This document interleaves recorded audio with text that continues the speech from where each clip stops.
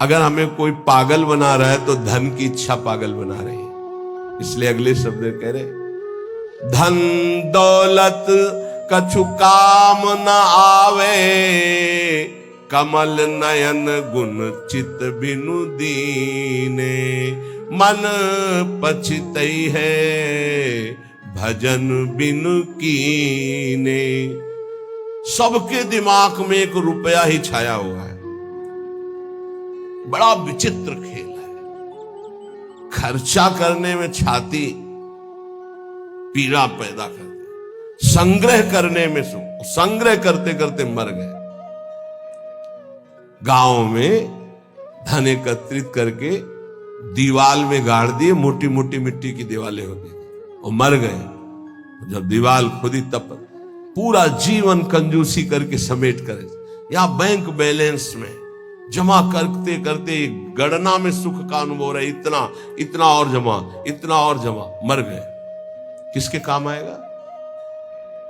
क्यों नाम रूपी धन एकत्रित ना कर पाए? क्यों धन के द्वारा गौ सेवा, साधु सेवा, समाज सेवा, नाना प्रकार की भागवतिक सेवाएं, ये क्यों नहीं लाभ ले पाए? ये धन का बहुत बड़ा प्रभाव है, माया का बहुत बड़ा अंग है जो हर एक के दिमाग में अपना असर किए हुए है। हम जो भी प्रोग्राम करें उसका परिणाम धन हमारा होना चाहिए। चाहे वो कथा हो, चाहे वो यज्ञ हो, चाहे वो पूजा हो, जो भी हो। कोई बिरला ऐसा करता है जगत में, ऐसा नहीं कि नहीं है, कोई बिरला ऐसा करता है कि इसका फल हो श्री कृष्ण प्रेम लक्षणा भक्ति। है, ऐसा नहीं कहते कि नहीं है, पर सबके दिमाग में एक यही है कि जो मैं कर रहा हूं उसका परिणाम अच्छी धनराशि मिलना। इसलिए यहां कह रहे कि पछताओगे बाद में। क्या पछताओगे? अरबों रुपया बैंक में जमा करके पधार गए, वो भारतीय बैंक का वहीं रखा हुआ है, आपकी केवल जीवन की श्वासें नष्ट हो गई। बस आसक्ति उसकी आपकी दुर्गति कराएगी। जीवन का समय आपको उसके संग्रह में गया, कुछ हाथ नहीं लगा। कितना भोगोगे? कितना भोगोगे? क्या खाओगे? कितना खाओगे? जब शरीर ही नहीं रहेगा तो ये सब खाना पीना किस कार्य में आया है, यदि सच्चिदानंद से चित्त नहीं जोड़ा। इसलिए पछताओगे यदि धन की प्रधानता जीवन में रही। आप सच्ची मानिएगा, आप जितने लोग बैठे हो, विचार करके अभी देख लो, वृंदावन की भूमि में बैठे हो। हम नहीं कहते कि सबके दिमाग में होगा, लेकिन आप देख लो, प्रधानता हर क्रिया के परिणाम में धन प्राप्ति की लालसा। हर क्रिया, साधु संग कर रहे हैं तो ऐसी कुछ आशीष हो जाए कि धन प्राप्ति हो जाए। हम ठाकुर सेवा, ठाकुर दर्शन, उपासना, सबका परिणाम एक धन की तरफ रहता है। सबका परिणाम। कोई बिरला ऐसा होता है जिसके दिमाग में धर्म होता है कि मैं जो भी करूंगा धर्म पालन के लिए करूंगा, मेरे जीवन का उद्देश्य है समस्त जगत को सुख प्राप्त हो, भगवान प्रसन्न हो जाए, बस। ये कोई बिरला करता होगा, बिरला। वो भक्ति का आडंबर करके, वो वैराग्य का नाटक करके, उपदेश का, व्यापार का, संसार का, चाहे वो परमार्थ हो या व्यवहार हो, दोनों में प्रधानता हमारी रहती है धन की। ये भगवान की प्राप्ति में बहुत बड़ी बाधक बनती है। कंचन देखत को यहां जगत संगाती, तात मात अपने सुख भीने, ललित किशोरी द्वंद मिटे ना, आनंद कंद बिना हरि चीन्हे, मन पछितई है भजन बिन कीने। अब दूसरी बात करें, देखत ही यह जगत संगाती। सबसे ज्यादा संसार में संगाती माना जाता है विपरीत शरीर को। काम, दूसरा है काम, विपरीत शरीर का संगाती। इसके लिए प्राण देने के लिए तैयार है। और जबकि वासना की निर्वासनिक स्थिति भगवान से होगी, किसी शरीर भोग से नहीं होगी। उससे तो जैसे अग्नि में और घी डालते जाओ तो बढ़ती चली जाती है, ऐसे ही वासना की शांति भोग में नहीं, त्यागात शांति अनंतरम। लेकिन ना जानने के कारण पूरे के पूरे जीवन नष्ट हो जाते हैं केवल भोग चिंतन से। बहुत आश्चर्य की बात है, यदि इसे भजन के बल से, भगवत कृपा बल से, गुरु कृपा बल से इसे संभाला न गया तो मिले भले कुछ ना, पूरे जीवन इसी का संकल्प बनता रहता है, चिंतन होता रहता है। ये ठग है जो हमारे जीवन को नष्ट कर देते हैं। कामिनी के संग की लालसा भगवत प्राप्ति नहीं होने देती। जैसे पहला था धन की प्राप्ति की लालसा, ऐसे ही जितना भी धन कमा लो, जितना भी सब कर लो, अंदर एक लालसा बनी रहेगी भोग भोगने की। ये अगर भावना शरीर भोग की बनी रही तो ये भी भगवत प्राप्ति नहीं होने देती। कितना भोगोगे, कब तक भोगोगे? जब शरीर ही छूट जाएगा तो कौन तुम्हारा साथी होगा? बहुत विचित्र बात है, बहुत विचित्र बात है। देखत को यह जगत सगाती। इस संसार में केवल देखते देखते पूरा जीवन हो गया, कुछ नहीं देख पाए। 50 साल के हो गए, 40 साल के हो गए, भोगते भोगते जीवन व्यतीत हो, कुछ नहीं भोग पाए। क्या है? असंतुष्ट, वासना। इसी तरह से जितने संबंध हैं सब धोखे के संबंध हैं। उनमें यदि भगवत भाव करके नहीं जिए तो वो बंधन कारक है, धोखे में समय गया। पहला दिमाग में धन रहता है, दूसरा दिमाग में भोग रहता है, और जो इनको थोड़ा दबा पाया भजन से तो तीसरा दिमाग में रहता है हमारे यहां नाम हो जाए, लोग याद रखें। किसको लोग याद रखें? भगवान को याद नहीं करते, तुम्हें याद करेंगे। भगवान को नहीं याद करते, जिनके याद करने से कल्याण हो जाता है, तो तुम्हारे को कौन याद करे? बोले यार कुछ तो ऐसा हम कर जाएंगे। कितने का कर जाओगे? क्या कर जाओगे? अरे जिन्होंने अनंत ब्रह्मांड बना दिए उनका नाम नहीं ले रहा तो तुम 1-2 महल बना दोगे, 1-2 पौशाला और अस्पताल खोल दोगे, तुम्हारा नाम चलेगा? श्री कृष्ण ने अनंत ब्रह्मांड बनाए, सब थोड़ी नाम जप कर रहे हैं उनका।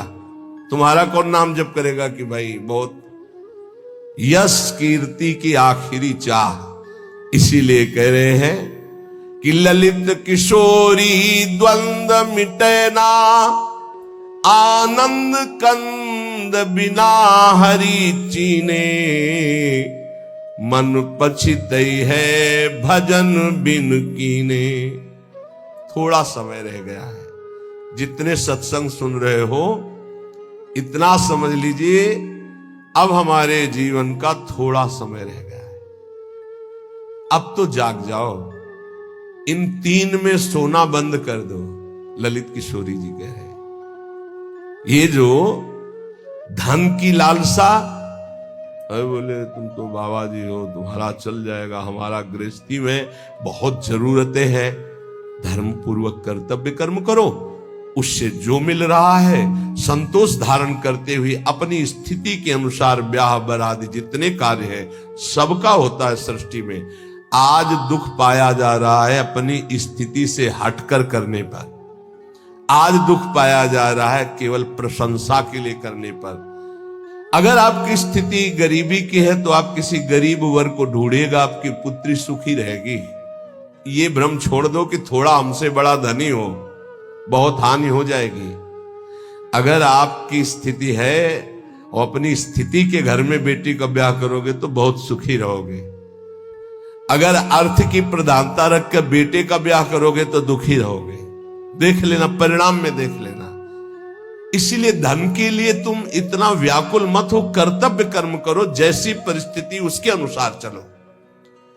भोग के लिए इतना व्याकुल न रहो। जो धर्म पूर्वक पाणी ग्रहण किया है, भगवान की पूजा की भावना रखकर उसका, तो आप उससे मुक्त हो जाएंगे। नाम चिंता मत करो, नाम जप करो तो तुम्हारी विमल कीर्ति यहां नहीं भगवान के दरबार में होगी। ये मम जन है, ये मेरा जन है।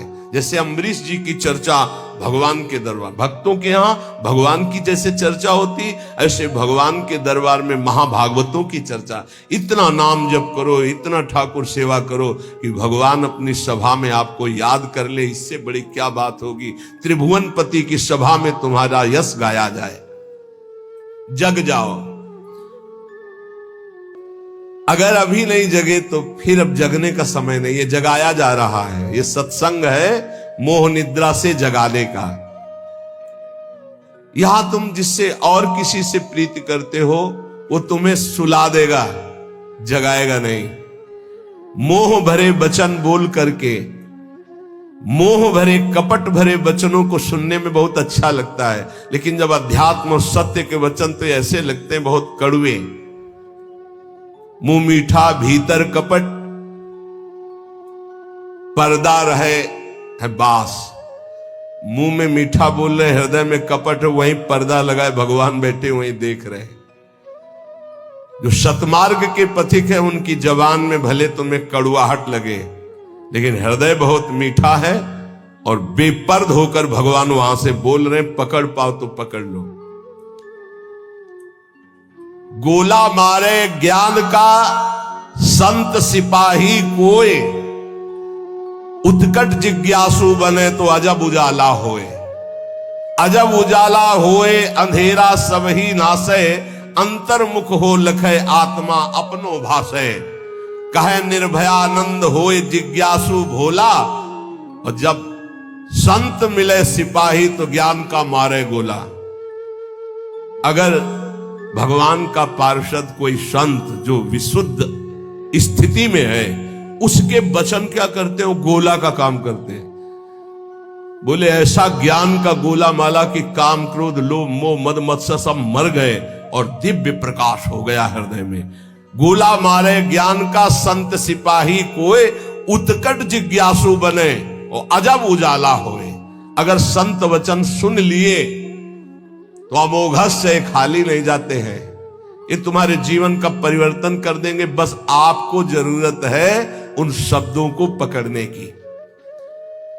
जिस समय अंतर्मुखता बढ़ने लगे, आपको अपने दोष दिखाई देने लगे, जान लेना संत वचनों का प्रभाव शुरू हो गया है। अंतर्मुख हुए लखे, अपने दोष दिखाई देने लगे। मेरे में ये कमी, मेरे में ये कमी, हे भगवान ये मेरी कमियां कैसे दूर होंगी? तो जान लो संत संग का प्रभाव आपके ऊपर पड़ रहा है। आत्मा अपनो भाषे, अपने आप से अपने स्वरूप का बोध प्रारंभ हो जाता है जब किसी सच्चे संत का संग मिलता है। पाता है निज आत्मा विषयीन सो मन रोक, काम क्रोध के वेग की जो सही जावे झोंक। संत संगी वही है जो काम क्रोध के वेग को सह जाए। काम आया सह गया, क्रोध आया सह गया। हमें देखते हैं कि काम क्रोध को सहने की तो वृत्ति साधक में है, लेकिन ईर्ष्या को सहने की शक्ति नहीं है। वो जहां ईर्ष्या करता है, दूसरे से निंदा करने लगता है, तो फिर उसकी काम क्रोध की शक्ति बढ़ जाती है और वो सहन करने में असमर्थ हो जाता है। अहम मैं जितेंद्रिय हूं और ईर्ष्या दूसरे की उन्नति देखकर डा होना, जलन होना, जहां आया तो फिर वो वही परास्त हो गया जहां जीत रहा था। इसको पकड़ना। गुरु कृपा से काम और क्रोध पर विजय प्राप्त करने की योग्यता साधक में आ जाती। बहुत शीतल हृदय होने लगता है, लगता है क्या कुछ नहीं। और जहां उसके अंदर ये अहम आया और दूसरों को देखकर जलन होने लगी, अपने में अहम आने लगा, वहीं उसकी सामर्थ्य घट गई और वो उसी विषय के लिए रोने लगा। काम क्रोध आदि उसको परास्त करने लगे। समझना, इस बात में आध्यात्मिक चर्चा है जिससे आपको परम पद मिल जाएगा। आप अगर गुरु शरणागत है तो काम क्रोध आपके अंदर स्फुरित होंगे, परास्त नहीं कर सकते। चिंगारी की तरह स्फुरित होंगे, ज्वाला की तरह नहीं, पक्का समझ लो।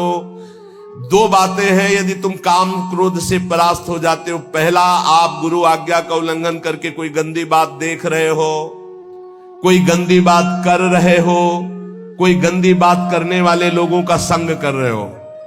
अगर ये नहीं तो फिर तुम काम विजयी होने का अहंकार कर रहे हो। अन्यथा स्फुरणा होती है और शांत हो जाती है। उसी मार्ग से चले हुए अनुभव की ये बात है। हम किसी की दूसरी तर्क वाली बात नहीं मान सकते, छाती की बात मानते। ऐसे स्फुरण होता है और शांत हो जाता है, क्योंकि उसके लिए कोई चारा नहीं है। धीरे धीरे स्फुरण भी बहुत कम होने लगता है। पर जहां देखा गया अपने में अहंकार आया कि मैं जितेंद्री, और जहां दूसरे की उन्नति से डाह, तो फिर वही उसको परास्त कर देते हैं। चिंगारी को ज्वाला बनने में देर नहीं लगती। वो चिंगारी तब शांत होती है जब भगवत साक्षात्कार हो जाता है, सूक्ष्म रूप से विकार रहते हैं। पता है निज आत्मा विषयन सो मन रोक। जब संत वचन रूपी प्रकाश आपके हृदय में हुआ, तो ये जब पता हो गया कि तुम देह नहीं हो, भले अनुभव नहीं हुआ, तो अपने मन को विषय में जाने से रोको। बोले काम क्रोध के वेग की जो सही जावे झोंक। इनका झोंका आता है हवा का, जैसे झोंका, हवा का झोंका आवे, तूफान आवे, किसी पहाड़ का आश्रय ले लो, बच गया।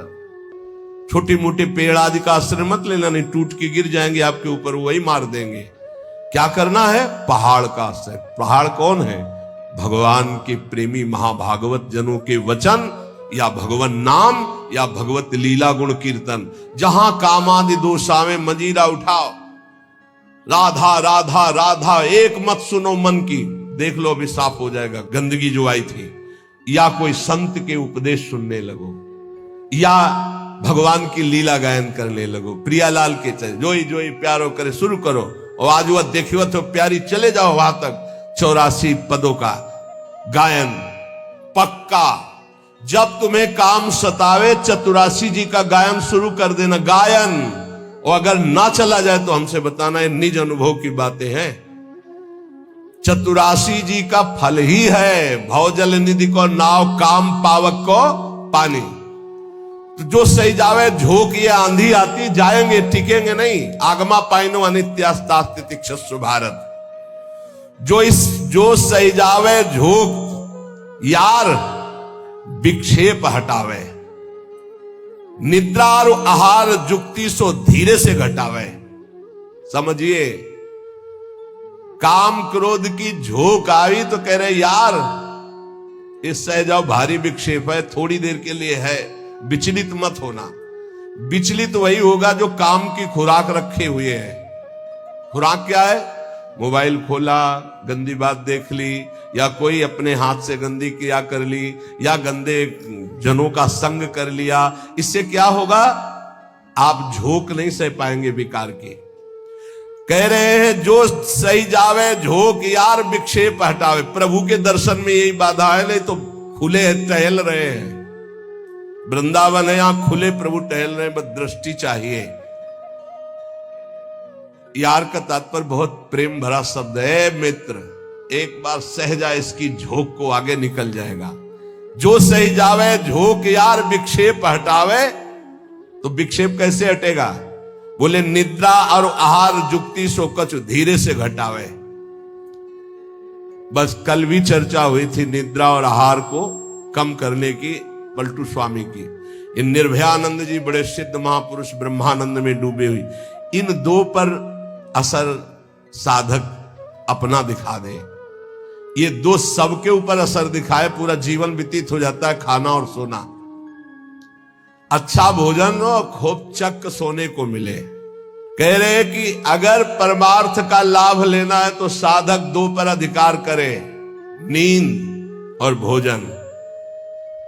फिर बार बार कहते हैं अभ्यास अभ्यास। नींद और भोजन, ये दो, निद्रा और आहार। फिर तीसरे पर विजय जो मैथुन, फिर चौथा जो भय। ये चार ऐसे दोष है पूरी सृष्टि को अपने अधीन किए। निद्रा, भय, आहार, मैथुन, ये सब के सम जग उपजाए, सब इसी में फंसे हुए। ऐसा साधक इन चारों पर विजय प्राप्त करनी। निद्रा, तब जब आहार पर आप संयम करेंगे। बहुत बार आहार पे चर्चा होती, भाई आहार को संभाल लो, इसको बढ़ाते चले जाओ, एक एक कवल बढ़ता चला जाएगा, इसको घटाते चले जाओ, घटता चला। 400 ग्राम में पूरे 24 घंटे शरीर का सम्यक मेहनत करते हुए पोषण हो जाएगा 400 ग्राम में। यहां यही है कि अगर आप भगवत मार्ग में चलना चाहते हो तो आहार पर संयम करो, तो नींद पर संयम हो जाएगा। आहार पर संयम करो, पर इतना भी संयम न करो कि सीढ़ी चढ़ने उतरने लायक न रहो। उचित आहार लो जितना आपको नींद ना सतावे। ये बहुत बड़ी सिद्धि है। अगर आप निद्रा और भोजन पर शासन नहीं किए तो काम और क्रोध पर शासन नहीं कर पाओगे, पक्का। ये 4 चीजें साधु के जीवन में बिल्कुल शासन में होती। निद्रा, भय, आहार, मैथुन। भय नहीं होता साधु को। साधु का मतलब होता भगवत मार्ग के पथिक, चाहे गृहस्थ हो चाहे विरक्त हो। और नींद पर बहुत शासन होता है, और आहार पर बिल्कुल विजयी होता है वो। और वो मिथुन धर्म का त्यागी होता है, चाहे गृहस्थ हो चाहे विरक्त हो। अरे ऐसे ऐसे गृहस्थ हैं अपने ही पास है कि हम उनकी चरण वंदना करते हैं। वृंदावन में शपथ पूर्वक पति पत्नी कसम खाकर ब्रह्मचर्य से रह रहे हैं। सच्ची कहते हैं, हृदय से साधु बनने पर भी पूरे जीवन डर रहा है इसी बात का। और वो पति पत्नी एक जगह रह करके संयम से हैं, हम उनकी चरण वंदना करते हैं, चरण वंदना करते हैं। कोई भी जगत का महात्मा इस बात से डरता है कि संयोग ना हो। वो संयोग में पड़े हैं, एक ही घर में रहते हैं, ज्यादा जगह नहीं तो हो सकता है कोई एक ही आसन में रहते हो, लेकिन बलिहारी कसम पूर्वक ब्रह्मचर्य। और यही नहीं, बाहर भी रहते हुए ऐसे शिष्य है, तब ये लगता है कि भगवान की कृपा अमोघ है, क्या नहीं कर सकती। और आप लोग तो बैरागी हैं। निद्रा और आहार जुक्ति सो धीरे सो कछु घटावे। धीरे धीरे घटाना चाहिए। नींद और आहार, देखो संतों ने कहा है, निद्रा और आहार जुक्ति सो कछु घटावे। कहे निर्भयानंद झूठे जाने सब नाता, विषयन सो मन रोक आत्मा निज का पाता। जब समस्त विषयों पर विजय प्राप्त कर लेता है तो आत्मानंद का उसे अनुभव स्वयं होने लगता है। अष्ट सिद्धि 9 निधि हमारी मुट्ठी में हरदम रहती। ये नाम जापक, ये सांसारिक लाभ की तो बात जाने दो। अष्ट सिद्धि 9 निधि हमारी मुट्ठी में हरदम रहती, नहीं जवाहर सोना चांदी त्रिभुवन की संपत्ति चाहती। भावे ना दुनिया की बातें दिलवर की चर्चा सहती, ललित किशोरी पार लगावे माया की ये सरिता बहती। राधा राधा राधा, सब सिद्धियां सब लाभ आपको प्राप्त है। जो नाम जापक अपने कर्तव्य को भगवान में समर्पित करता है, वो कैसा सिद्ध महापुरुष हो जाता है। जगत गुरु भगवान श्री कृष्णचंद्र जी गीता जी में महापुरुष की स्थिति का वर्णन करते हैं। त्यक्त्वा कर्म फला संगम, बहुत दिनों के बाद है। त्यक्त्वा कर्म फला संगम, नित्य तृप्तो निराश्रयः, कर्मण्यभिप्रवृत्तोपि नैव किंचित करोति सः। इसीलिए बीच बीच में रुक जाता है कि बहुत स्थिति का ऊंचा वर्णन यहां है, और उसके लिए कुछ साधना चाहिए। जब तक अच्छी साधना नहीं होगी तो सिद्धावस्था को समझ पाना बड़ा कठिन होता है। और ये भगवान की वाणी ऐसे अर्थ पढ़ लेना तो अलग बात है, उसको समझना। त्यक्त्वा कर्म फला संगम, नित्य तृप्तो निराश्रया। देखो पहले एक एक शब्द में डूबा जाता है। शास्त्रों का मनन कैसे होता है? निराश्रया, किसी का भी आश्रय न हो। सिद्ध पुरुष कैसा होता है? निराश्रित होता है, एकमात्र अपने स्वरूप में स्थित या भगवान में स्थित, सब अन्य आश्रय रहते। और यहां एकमात्र भगवान ही का आश्रय नहीं और सब आश्रय है। देख लो अंदर से। सिद्ध पुरुष कहता होता है नित्य तृप्तो, कभी कोई चाह ही नहीं होती, जैसे गले तक छका हो फिर उसको कुछ भी नहीं, नित्य तृप्त हो। त्यक्त्वा कर्म फलासंगम, किसी भी कर्म की कोई भी फल की आशा नहीं रहती। कर्मण्य भी प्रवत्तोपि नयु किंचित करोति शाह, अच्छी तरह कर्म करता हुआ भी वो किसी कर्म का कुछ फल नहीं चाहता। स्वाभाविक केवल भगवत प्रेरणा से कर्म हो रहे हैं, उनके कोई फल की इच्छा नहीं, क्योंकि जो सब कर्मों का परम फल है वो भगवान का साक्षात्कार उनको प्राप्त हो गया है। ये सिद्ध पुरुष के लिए श्लोक गाया गया है।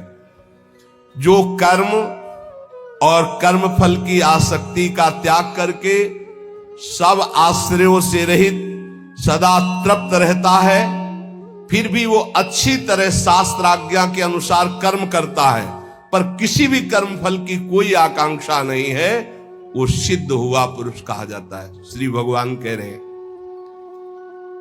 लेकिन यहां उल्टा है। अगर हम कोई भी कर्म करेंगे तो पहले हमारा जो सोच होगी वो उसके फल पे होगी। ये सोच नहीं होगी कि हमारा धर्म है इसका पालन करना। कोई भी कर्म बिना फल की आकांक्षा के आप शुरू ही नहीं कर सकते। सोचना जरा, कोई भी कर्म करेंगे तो इसका फल क्या होगा, ये हम साधक के लिए कह रहे हैं। जो विषयी है वो नहीं सोचते, जो सिद्ध है वो नहीं सोचते। दोनों बात समझना। जो विषयी है वो नहीं सोचते कि इसका परिणाम क्या होगा, जेल मिलेगी कि दुर्गति होगी कि नरक जाएंगे कि शरीर नष्ट हो जाएगा, ये कुछ नहीं सोचते। जो सिद्ध है वो पूर्ण तृप्त है, इसलिए केवल शास्त्र सम्मत कर्म करते हैं, वो फल की आकांक्षा या फल की सोच ही नहीं रखते। जो बीच में है, ना पूरे विषयी है ना पूरे साधक है, वो पहले फल सोचते हैं। परिक्रमा का क्या फल होगा, सत्संग का क्या फल होगा, यह करेंगे तो इसका फल क्या होगा। फल पर दृष्टि रखने वाला अध्यात्म को धारण नहीं कर पाता है। भगवान कह रहे कर्मण्येवाधिकारस्ते, तुम कर्म से केवल अपना अधिकार रखो, फल के ऊपर नहीं। फल में सुख दुखे समय कृत्वा लाभा लाभो जया जयो, जय या पराजय, लाभ या हानि, सुख या दुख, इसमें समान भाव रखो। यह अध्यात्म, और यह तो सिद्ध पुरुष का लक्षण है। अब यहां ध्यान देना है, मैं कर्म करता हूं, ये कर्म मेरे लिए है और इसका अमुक फल मिलेगा, ऐसी जन साधारण साधक की स्थिति रहती है। ये उसके बंधन का कारक है, चाहे जितना बड़ा कर्म कर ले। ध्यान से सुनना, ये गीता जी है।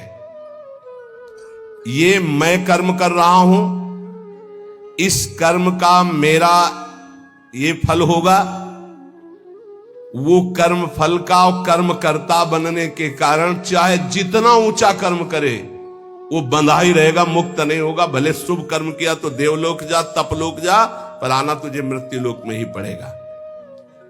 लेकिन जो सिद्ध महापुरुष होता है, परिक्रमा चलो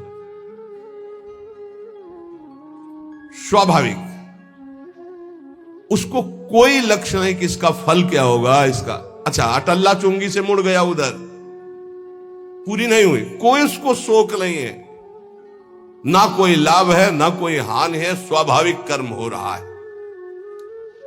क्यों? क्योंकि उसने अपनी इंद्रियों को, अपने मन को अधीन करके परमात्म तत्व की स्थिति प्राप्त की है। अगर इंद्रियां और मन पर विजय प्राप्त नहीं की तो जीवन मुक्त होते हुए भी दुर्गति को प्राप्त होगा। आत्मा जीवन मुक्त ही है, उसको कोई नहीं बांधा। इंद्रियां और मन बंधे होने के कारण आत्मस्वरूप जो जीवन मुक्त है उसको भोगना पड़ रहा है। बहुत ध्यान देने का विषय है। आत्मा को शुद्ध करने की जरूरत नहीं, परम शुद्ध है। आत्मा को मुक्त करने की जरूरत नहीं, परम मुक्त है। तो बंधा कौन है? इंद्रियों और मन में तुम्हारी तन्मयता, इंद्रियां मन विषय भोगों में। जैसे राजा तभी विजयी माना जाएगा जब सेना विजयी होगी, और सेना हार गई तो राजा हार गया। सेना जीत गई तो राजा जीत गया। ऐसे ही इंद्रियां मन हार गए विषयों में तो तुम हार गए, तुम्हारी दुर्गति होगी। और इंद्रिय विजेता मन विजेता हो गए तो तुम जीवन मुक्त हो गए, क्योंकि जीवन मुक्त थे, जीवन मुक्त हो, जीवन मुक्त रहोगे। पूरी साधना इंद्रिय और मन की आ गई है। इंद्रिय और मन को भोगों से हटाकर प्रभु में स्थित करना तो विजयी। अगर इंद्रिय मन भोगों में लग गए तो आवागमन से मुक्त नहीं होगे। लेकिन सिद्ध पुरुष की इंद्रियां और मन ये अपने आप शांत होते हैं, क्योंकि वो त्यक्त्वा कर्म फला संगम, ना कर्म में आसक्त है और ना फल में आसक्त है।